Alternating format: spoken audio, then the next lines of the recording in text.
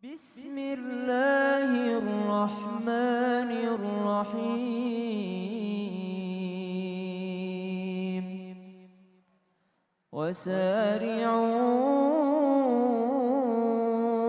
ila maghfiratin min rabbikum وجنة عرضها السماوات والأرض أعدت للمتقين.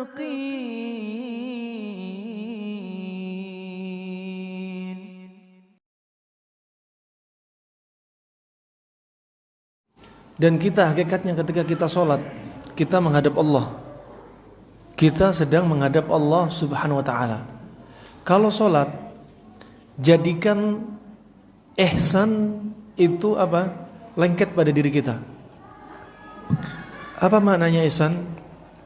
Maknanya ihsan an ta'budallaha ka'annaka tarah fa illam takun tarah fa innahu yarak. Kalau kalian beribadah seolah-olah kalian bisa melihat Allah. Kalau enggak bisa, rasakan seolah Allah melihat kita. Itu ketika kita sholat. Allahu Akbar, rasakan seolah kita melihat Allah Subhanahu wa ta'ala. Tapi bukan berarti membagaimanakan Allah. Ya. Kalau nggak bisa, rasakan Allah sedang mengintai kita, sedang melihat kita. Ya. Biar apa? Sholatnya kita lezat. Kemudian yang berikutnya, yaitu kita perlu menghadirkan rasa cinta. Cinta kita kepada Allah Subhanahu wa ta'ala. Seseorang mencintai seseorang tidak lepas karena 3 hal. 1, karena apa? Karena ketampanannya. Saya cinta dengan Abu Fahri misalkan, karena Abu Fahri tampan. Tapi enggak karena yang lainnya. 2, cinta karena li husni muamalatih, baiknya muamalahnya dia. Saya cinta dengan Mas Zaki, ya, karena apa? Muamalah dia bagus, sehingga saya cinta. Tapi enggak karena sebab yang awal misalnya.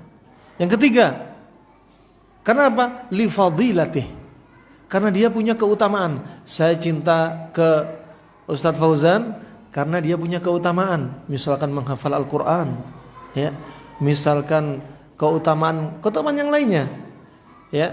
Ini kita cinta pada seseorang kadang karena apa? Salah satu dari 3 sebab.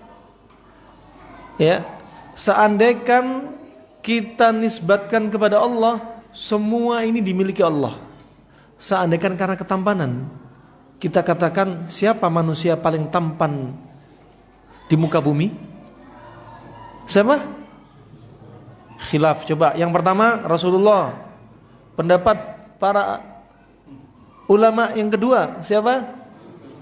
Nabi Yusuf. Ada lagi yang khilaf lagi? Siapa lagi? Yang jelas bukan antum.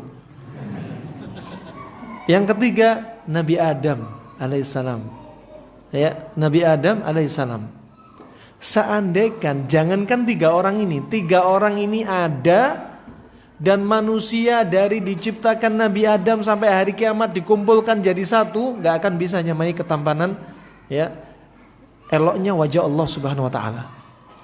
Sebagaimana hadis innallaha jamil yuhibbul jamal. Allah jamil, puncak-puncak eloknya. Ya.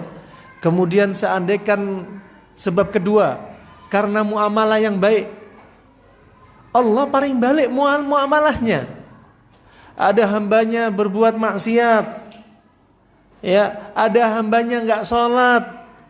Coba Allah manggil apa? Ya ayyuhalladzina amanu. Allah masih manggil wahai orang-orang yang beriman, dipanggil dengan panggilan yang baik. Muamalahnya Allah sangat baik. Ya. Kalau kita bermuamalah kadang baik kadang enggak. Katakan kalau ada saudara kita, saya pinjam ke Abu Fahri. Abu Fahri, ana butuh duit bulan ini 10 juta Abu Fahri. Oh silakan, ana pinjam. Muamalahnya baik sama ana. Ya. Bulan kedua, Abu Fahri, yang kemarin ana belum bisa bayar utang, kayak perlu pinjam lagi. Oh silakan, nggak apa-apa, ana kasih 10 juta lagi. Bulan ketiga, Abu Fahri, ana pinjam lagi, belum bisa bayar yang kemarin. Akhirnya batin, ini kebiasaan nih orang nih. Ya. Tapi kalau kita minta kepada Allah, justru permintaan kita kepada Allah itu ibadah. Banyak-banyak minta. Ini muamalahnya Allah. Ya. Adapun yang ketiga, sebab yang ketiga apa? Apa yang ketiga? Keutamaan, fadilah. Kalau misalkan anak suka sama Ustadz Fauzan karena punya keutamaan, siapa yang beri keutamaan kepada Ustadz Fauzan? Allah. Dzalika fadlullahi yu'tihi may yasha. Allah yang berikan keutamaan, ya. Maka Allah lebih pantas untuk dicinta. Lah kita ngadep sholat, kita sedang menghadap yang paling dicinta. Innallaha yuhib wa yuhab. Allah itu punya cinta dan Allah harus dicintai. Naam. Dan selanjutnya keelokan Allah Subhanahu wa taala, jamalnya Allah Subhanahu wa taala pada jamal fid dzat, jamal dalam zatnya Allah, fi'lullah, perbuatan Allah, kemudian dalam asma wa sifatnya juga, ya, asma wa sifat, kemudian zat dan perbuatan Allah, semua tampan semua. Semua elok semua baik semua. Nah, begitu pula ketika kita berpenampilan, orang berpakaian itu ada tiga jenis orang berpakaian. Yang pertama, orang berpakaian karena apa? Untuk Allah. Setiap hari kondisi dia ingin pakaiannya itu cakep, rapi, bersih. Untuk siapa? Untuk Allah. Mau sholat, mau nggak sholat, kebiasaannya memang rapi. Innallaha jamil yuhibbul jamal. Dia rapi, penampilannya bagus terus. Bukan artinya zuhud kalau pakaian compang-camping zuhud. Kalau pakaiannya bagus terus berarti enggak zuhud. Bukan itu. Zuhud itu tarku ma la yanfa' fil akhirah, meninggalkan segala sesuatu yang enggak bermanfaat di akhirat, itu baru namanya zuhud. Bukan pakai pakaian compang-camping baru dikatakan zuhud, bukan. Ya. Dia pakai pakaian bagus untuk Allah. Jadi apa? Ibadah, terpuji. Yang kedua, pakai pakaian bagus, rapi, biar dilihat umat dan ummahat. Ini masalah, fitnah ini laki-laki ini. Ya, jadinya apa? Tercela. Harusnya jadi dai sejuta umat, jadinya sejuta ummahat. Nah. Kemudian yang jenis yang ketiga, dia berpakaian, ya memang stylenya dia kayak gitu, bagus, bersih.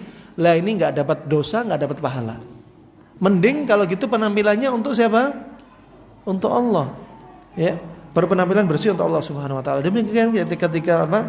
Ketika kita sholat. Kemudian untuk mempersingkat waktu, yang berikutnya, kunci berikutnya ketika Anda ingin khusyuk sholat, pertama, dalam 1 tahun, bulan apa yang Anda kira-kira antum, bapak-bapak, ibu-ibu, ikhwan, akhwat, sholatnya paling khusyuk dalam 1 tahun, bulan apa? Bulan Ramadan, ya. Dalam bulan Ramadan, dalam antara setiap pekan Ramadan, 10 bulan Ramadan, yang paling khusyuk pada kapan? 10 hari terakhir. Dalam 10 hari terakhir yang paling khusyuk kapan? Malam-malam ganjil. Dalam malam ganjil yang paling khusyuk kapan? Malam Lailatul Qadar.